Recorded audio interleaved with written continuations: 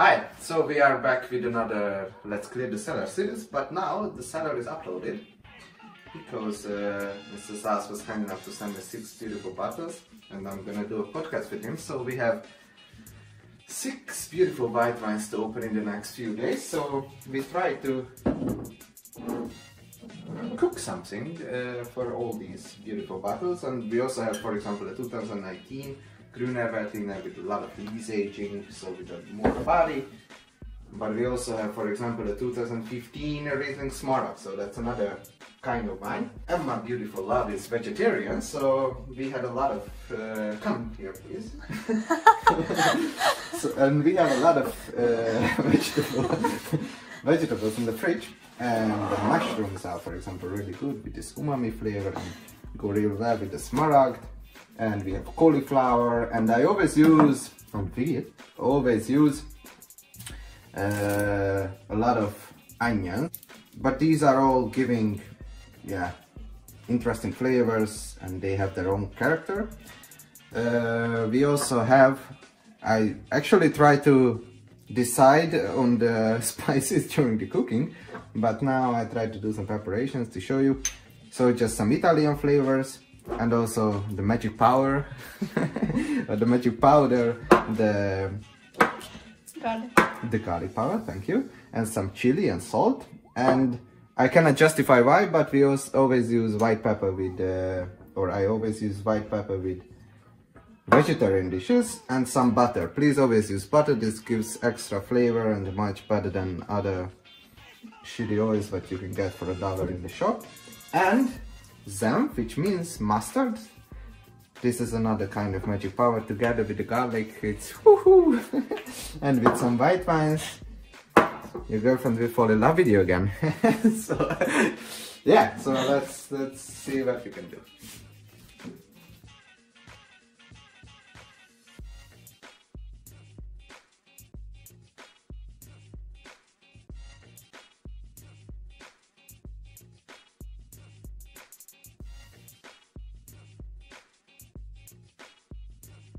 And some people make a big deal about stems or not with stems in case of the mushrooms.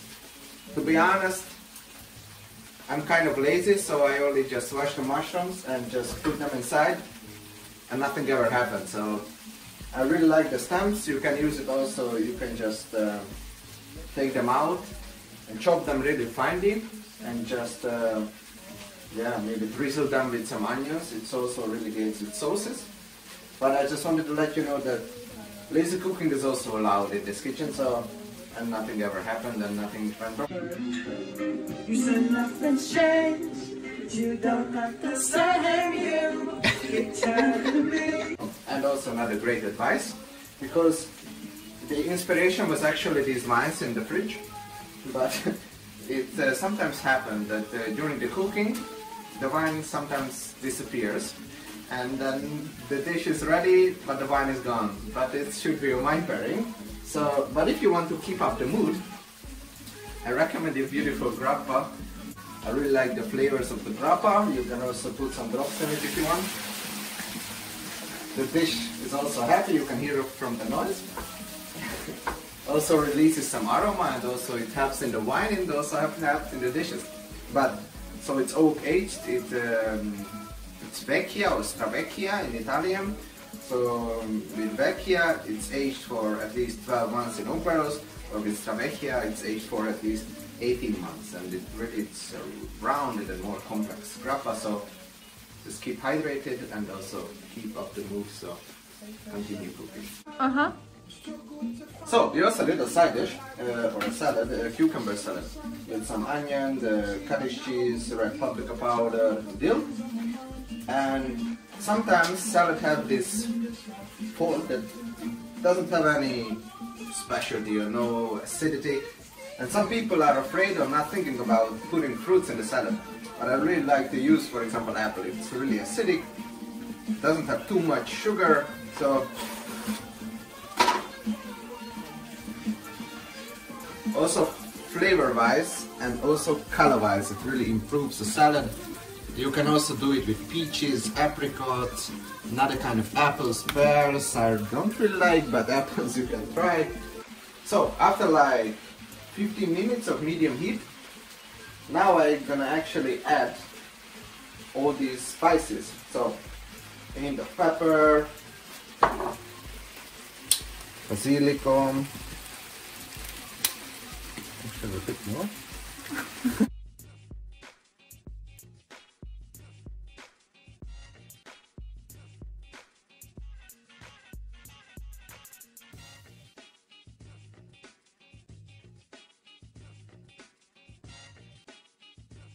And then after all the spices, we add the cream.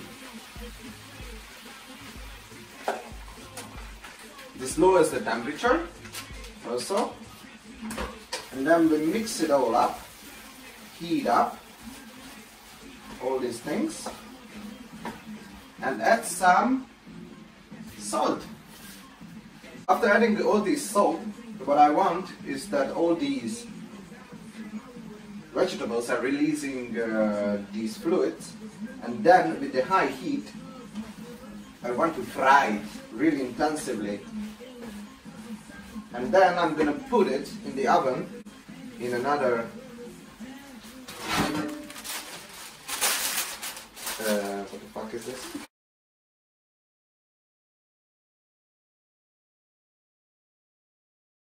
And then I'm gonna put them in the oven with some beautiful Berkäse, which is mountain cheese from Austria. Really slide them like not so thick slices, because then it's harder to get them crisp.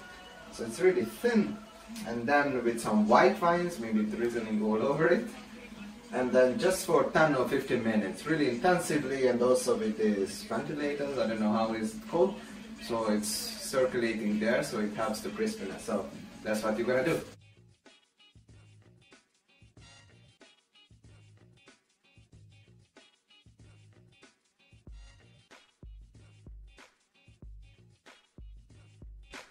So I have not tried the dish, neither the wines actually yet, so I'm gonna try all three separately. Yeah, the dish is really nice, so please follow my guidance through the video.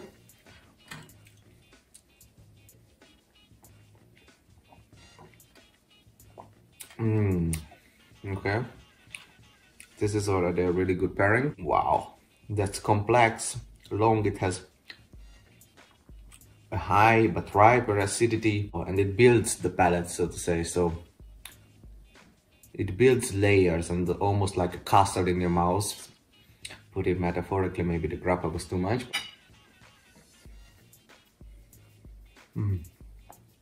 Already the nose is really sweet and like a nectarine, like a nest of the bees, like a honey cave kind of. Wow, yeah, that's like a